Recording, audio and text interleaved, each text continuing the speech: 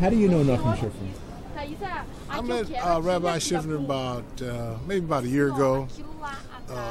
I'm with a group called America's Black Shield, and we talk about illegal immigration and the effect that illegal immigration has on the black community. And someone brought Rabbi Shifrin to one of our meetings, and he's been steadfast with us ever since. And he ran for state senate, which I'm glad to see someone running that is not afraid of the issues, the true issues in America. I'm an American veteran. I served this country for 11 years. I took an oath of office to die in her defense and to protect her from foreign and domestic enemies. And yet, we fought for this country. Now this country is being overrun by people that really don't belong here and do not love America. They just want the benefits of America. Rabbi Shifrin has taught high school in the black community for over 20-something years. He understands the plight of the black children education, which should be very valuable, but under the school system that we have, they don't want them to progress, they want them to degress. So I feel that Rabbi Shifrin is a strong candidate. Matter of fact, Karen Price is my neighbor, was my neighbor. Lived in the same, same incumbent. I lived on 7th Avenue. He lived on 3rd Avenue. And all of a sudden, he left the assembly to go to the 26th to run for office. And basically, what I look at in our community, I call it a bunch of turds. They have no ideas, no nothing. Once they leave the Senate, they run for mayor. They leave the mayor. They go to this. They go to this. It's like having 3 commodes. It's like having 3 bathrooms, and you use the bathroom, and you flush it. You say, "Wow, you got rid of that. It's gone to the sewer." The next thing you know, you go in another room. They don't pop. It done popped up. It's the same. We have the same retreads, refuse, that do not understand America. Rabbi Shifrin should be in that office. Would you speak to the black community and tell them that it would be in their best interest? It's interesting. It's like I told folks. It's not. We got to stop playing pigmentation politics. I'd rather vote for Rabbi Shifrin. I would stand with Rabbi Shifrin. Rabbi Shifrin we've been to Phoenix together. To where? Phoenix together. SB 1070. Rabbi Shifrin stood with us. He understands the issues. If there's anybody that we need in Sacramento, is Rabbi Shifrin. On behalf of all Americans. On behalf of all Americans. And we have to. One thing I hate about America now is there's only one America. It's not a black America. It's not an Asian America. It's America. You're either an American citizen or you're not. And this country was not built on the back. I'm tired of people telling me this country was built on the back of immigrants. You're not an immigrant. You're an American citizen. And anybody that loved their country, go back to their country, because if their country was so great, they wouldn't be here. I tell people this: love it or leave it. And why do we need immigration reform? We don't need immigration reform. Why should we reform to something that we don't even have? Enforce the laws, look at the laws on the books. There's no such thing as immigration reform. This is America. Nachum Shifrin will be running against Diane Watson. No, Karen Price. Against Karen Price. Right. Karen Price, he stands for everything that we don't stand for. The Democratic Party has done nothing for the black community. Look at the black community. You have everything in the black community is run by Democrats, and what do you have? Failed schools, high unemployment rate, corruption. Look at our communities. Look at our communities. This is the democratic process. The Democrats just use us to get more money. Chaos brings money. If you fix the problem, you don't get no more money, right? If you fix the school system, you don't get no more money. As long as there's chaos, you get more money. I keep telling, they said, if I run my own business. If I ran my business like the school district, if I had a 30% or 50% product failure, I would be ousted. But that's what's happening in this district. Right. My clients, when asked, I tell my clients I need more money to fix this, solve their problems. You think they're going to be more money? I said, well, I need more money to solve your problem. And that's what's happening here. I mean, you give half of your economy to education, and you get a failed product. You get a failed product. Inglewood community, at one time, Inglewood was a jewel of the South Bay. If you lived in Inglewood, that was better than living in Manhattan Beach, Redondo Beach, whatever. Inglewood was a jewel of the South Bay. Inglewood High, Morningside High was the two top schools in the nation. One of my neighbors, he's about 70 years old, he taught at West Point. He said if you came from Inglewood High or Morningside High, you got accepted into the West Point. That's how great our communities were. Now you look at it. And see, we have to realize too, most people, when they say Latino, Hispanic, it's an ethnicity. It's not a race. It's not a race. Under the Treaty of Guadalupe Hidalgo in 1866, when we paid Mexico $13 million, okay, and we gave them 1 year to become American citizens. And in that 1 year, if you didn't become an American citizen, you had to leave. They took all your possessions, right? 9 years later, the Dred Scott, so Hispanics, we gave this new term, which are white. Under the government status, they too were white. In 1930, they lobbied the census to be white. There's a Supreme Court decision, Garcia versus Rodriguez in Texas, where one was suing the other one of racism. And they said, how can you sue each other when you both were white? So they had all the privilege of white folks. What basically has happened within our communities. See, I was a Democrat till I switched to become a Republican, right? And what Republicans have failed to do, what the Democrats are smart at, is they know our needs. One thing we want to be is filled and touched. That's it. Nothing else. If the Republican Party would just come into the community, basketball, anything, something positive in the community, we see the change. Because most of us now are ready to switch. Would you look a black voter in the eye and tell him that this Orthodox candidate is going to be better for them than a black candidate? He's better than any candidate, black, white, yellow, brown, pink, or yellow, because he understands the issues of America today. Not of yesterday, but today. What is affecting us today? Not yesterday, but what's affecting us today and right now? And I would go with Rabbi Schiffner 100%. I would stand with him anywhere, because he has stood with me on issues. And it's not about, I don't play skin color. It's the issue at hand, who's being affected. And we're being affected. America's being affected. If America's being affected, I'm affected. It might not be in your neighborhood, but it's coming to your neighborhood next. Would Nachum Schifrin be better for the 26th district than Curran Price? 121%. 121%. Rabbi Schiffner, it would be the better candidate. Would you encourage the black community to come out and vote for him? I would encourage the black community and every other community within the community in the 26th to vote for Rabbi Schiffner. And like I told people, stop playing politics. Stop being Democratic, voting the Democratic way. Stop voting Republican the Republican way. Vote on the issue and what affects you, your children, your grandchildren. And skin color is not going to help you. It's the issue. If that man's going... See, like now, I want school vouchers. Why can't I have a school voucher? If I feel that the product you're serving my children is not worth it, I should be able to take my taxpayer money and go to any school system that I want. Or I hire my own friends that knows math, that knows science. I can pay them part-time, and my kids will learn better than being in the school system all day long.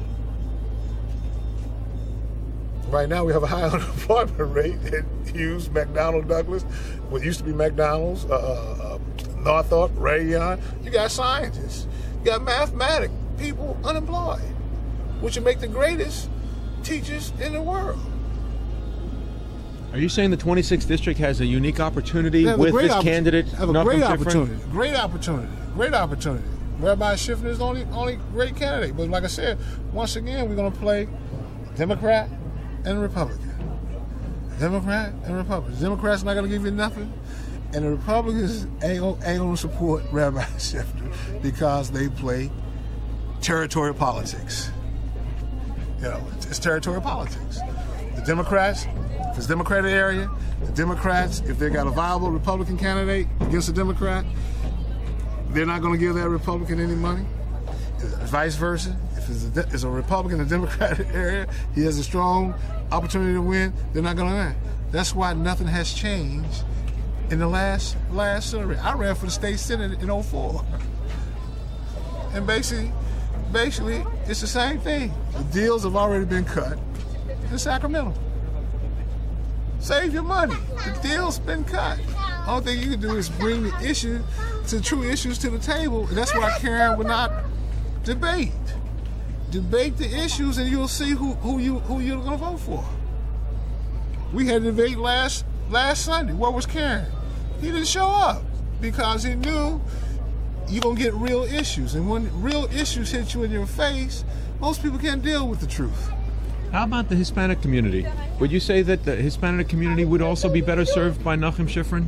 100%. 100%. 100%. Because Hispanics are white anyway. So Rabbi Schiffner is just like they are. So if they play pigment politics, he's the best candidate. He's the best candidate. That's why I say Americans need to do their homework. Americans don't even know the Declaration of Independence. They don't even know the Constitution. They don't even know the Treaty of Guadalupe Hidalgo. Half legislators don't even know the Constitution. We was in D.C. lobbying 2 years ago, sat at the table next to 2 congressmen, and we were talking about something. They overheard our conversation, we overheard their conversation. And we gave them some information on the Battle of Charleston, the first submarine that went down in Charleston. Then they asked us what we was up there for. We was up there about illegal immigration. We said, you know anything about the 13th Amendment, the 14th Amendment, the 15th Amendment? They was like, huh, what is that? These people that represent you do not even know the Constitution. If they understood the oath of office they took, the little young 36-year-old guy from West Virginia stood up, took this oath of office, he would protect this country from foreign and domestic enemy. Right now, we have a domestic enemy within our country, and we all asleep. Who's the domestic enemy? Any illegal alien in America. Any illegal alien in America. Are you concerned about the Mexican cartels bringing in Hezbollah and other jihadist elements into the country? You know, like I tell most people, I'm not worried about terrorists. You know why? Because a terrorist cannot get on a plane and fly to America. He can only come to America now through the border. Mexican border, right? Through the border. Yeah. Or they pretend they want to become American citizens, and we grant what? Them the opportunity to become American citizens. And so, just like I said, I served the military. I was ashamed of Bush, first, Clinton, everybody. How could you go to war? It's like me. If I take my platoon forward to hit a hill, I got to protect my rear. I got to have troops on the rear and both of my flanks while we're going forward. So how could I accomplish my objective if my rear is not protected? And it's the same thing in America. How could I be in Afghanistan and Iraq protecting the borders for insurgents coming into their country, and I can't even stop a drug cartel that said now 80 miles from Mexico into America and Arizona is now Mexico, and I have a president that don't even know what day it is, what's happening, the Attorney General They don't know what day it is and what's happening. Then I got the American people sitting here in La La Land and thinking cheap labor is their solution to America. And I keep trying to tell people, I never thought by going shopping to the malls, that makes the American economy strong. It's manufacturing that makes the country strong, not how much you spend at the mall, because pretty soon, people at the mall ain't gonna be buying too much stuff. I have a lot of friends that got money. They scared now. How could they be scared? They got more money. I said their problem is bigger than mine. Their house no 5,000, mine's 1,200. So they got bigger problems than me. I got a buddy, like I told my buddy. You got a kid going to UCLA and a daughter going USC, and you telling me you spend over $100,000 a year at education. Now, he's from Bangladesh, now, but he's an American citizen. But yeah, he was sending drawings and stuff to Bangladesh, to India. I said, well, why you got your son studying electrical engineering? Your daughter gonna want to be a doctor, and pretty soon, you outsourcing your own work. What's the sense in paying $100,000 for them going to school? Why don't you just give them $50,000? Why don't you just give each of $50,000 every year and let them do something else? Because you're putting your own children out of work, and he didn't even see it. He said, he didn't look at it that way. He's thinking he's saving money. Instead of paying you as an electrical engineer $75 an hour, he'd rather send it to Bangladesh for $12 an hour. But yeah, but he's paying $100,000 to send 2 kids to school a year. For what? Why educate them? There's no jobs. You're part of America's Black Shield. Right. Is it okay within the black community for blacks to criticize the Obama administration? I criticize Barack Obama every day. I know he was a fluke when they elected him. Man, the guy don't have no. He ain't even ran an ice cream shop. You know what I'm saying? And when he came out and talked about, and you know what trips me out about America? They keep saying this is the first black president. They need to wake up too. He's not the first black president. What? I gotta tell all my buddies. What do John McCain, Hillary Clinton, Harry Reid, Nancy Pelosi, Barack Obama, Bill Clinton, what do they all have in common? What do Barack Obama, what do they all have in common? They're all Democrats? No. They have white mothers. As does Barack Obama. Right. So what makes him a black man? Barack Obama is multiracial. He's multiracial. In the old days, he was called mulatto. He's a mulatto. He's no more black than me. That's like me. My mother's black. My dad's black. So now, guess what? You're black. No, I'm white. How? Because my mom is black. I want to be white. So if Barack Obama's mother's white, and the whole new thing about this racism. America's always been racist. You know what I mean? So it's nothing new. And like I said, what's happening now? The reason everything is coming about racism is because of what? They just said there's a black man in the White House. There ain't no black man in the White House. He's half white. He's half white. Matter of fact, me and a buddy of mine was arguing who is white, European. I won't say white, he's European. And he said, James, what are we arguing about? Barack Obama's a 50-50. What's a 50-50? He said, man, he's half black, he's half white. But would you like to motivate a movement within the black community to destigmatize opposition to this president? 100%, because he's taking us down the wrong path. But is there social pressure and peer pressure within the black community against criticizing Obama? No, they just infatuated because they say the so-called black man is in the White House. We have risen past racism because we have a black man in the White House. If we had a black man in the White House, first of all, he would make sure that there's no more killing within the black community. He would make sure he would have never took the vouchers away from the families of the kids in Washington, D.C. because those kids, those same black kids in D.C. was going to the same private school that his kids was going. See, they don't talk about that. This is the same black man that took away educational vouchers from black children. And then Michelle speaks at the NAACP, says black children need a better school system. But your husband took the vouchers away from black children. Why aren't your husband pushing vouchers for the children in our community? No, because what is it? It's political. It's money. It's the teachers' unions. What does America's Black Shield stand for with regard to white criticism of this president? Everybody, this is America. You have the right to criticize anybody. Without being called racist? Without being called racist. Or without feeling like a racist? Not feeling like a racist. The only way you'll feel like a racist if you're a racist. But if you're criticizing him on... No, if you're criticizing him... On policy. On policy, how can you criticize somebody that has the same bloodline that you have? So I'm saying, he's a 50-50. So how could you be racist talking to Barack Obama? His mother was white. And he lived in a white world. Until college. No, even in college. He lived in a white world. He only lived in a black world when he went to Chicago and joined Wright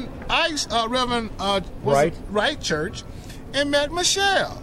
That's where he got his credibility. That's where he went to get his credibility. You think he's overcompensating for not being authentic? He's not authentic, because he would never be doing the stuff that he's doing now. He would never compare the civil rights movement with the illegal alien movement. That right there, I know that he has no history of America, because his father lived the privilege of white when he came to America. And at that time, his father going with a white woman in America? Not in the black community? No, brother. We were still being hung for messing with white women. But he was an African. He was not considered black. See? And so are Americans of both races going to be liberated from the self-imposed censorship? They have to wake up. Call a spade a spade. How could you call me racist? Just like, you know how this whole immigration thing changed? When Ted Hayes, me and a couple other guys got involved, they kept saying, anybody that stands for America is racist. Okay? But if you do your homework, these Hispanic, who coined the word Hispanic? Richard Nixon. Go look it up. 1970. Richard Nixon gave him the word. Name me, that's what I tell most people. Name me when baseball, Jackie Robinson. Who integrated baseball? Jackie Robinson. Who integrated? Baseball. Branch Rickey. No, okay, but I mean, who's the first player? Jackie Robinson. Okay, so then when okay. Who's admitted to the All-Star, to the Hall of Fame, 55 in 1962, this day. No, yeah, but when did Hispanics integrate baseball? When has Hispanics integrated anything? It wasn't considered an integration, right? No, they was always considered white. You see what I'm saying? So there was no immigrant, they want me for something. But there was no integration. There's no historical Hispanic high schools. There are no historical neighborhoods in America back in the 30s and 40s and the 50s. There's no historical universities, hospitals, nothing. Because they were considered white. They was considered white. Look it up. And what should we do in this election for the 26th district? Vote for Rabbi Schiffner and do your homework.